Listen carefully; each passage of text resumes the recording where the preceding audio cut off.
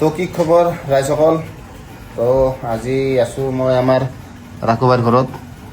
এভাগে পুলু আছে আৰু মানে সুধিও আছে আপোনালোকে অপাৰেশ্যন হৈছে নে নাই। তো অপাৰেশ্যন কি হ'ব? অপাৰেশ্যন হ'ব মানে জুনৰ লাষ্টত নহ'লে জুলাইৰ ফাৰ্ষ্ট উইকত হ'ব আৰু।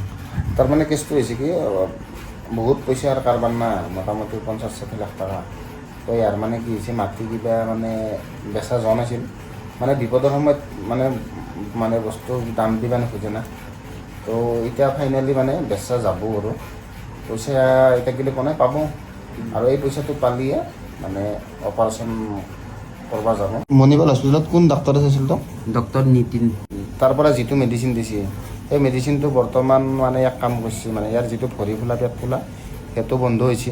এতিয়া ভৰি আগৰ দৰে ফুলাও নাই বা পেটটো আগৰ দৰে ফুলা নাই, তথাপি অলপ ফুলি আছে আৰু তথাপি আগৰ দৰে নহয়।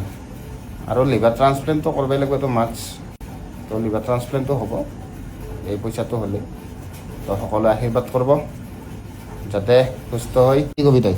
সুস্থ হৈ আহিব পাৰোঁ আৰু আৰু আমাৰ এটা বিশ্বাস ভাল হ'ব। আৰু ইয়াৰ মানে যিটো মনোবল পূৰা আছে দিয়ক, একদম মনোবলটো ডাঙৰ কথা। ইয়াৰ মনোবলটো আছে, মানে ভয় নাই। অপাৰেশ্যন হ'ব, কিবা বেমাৰ হৈছে, ভয় নাই, হাঁহি ফূৰ্তিও কৰি আছে বঢ়িয়াকৈ। তো ভাল হ'ব দিয়ক।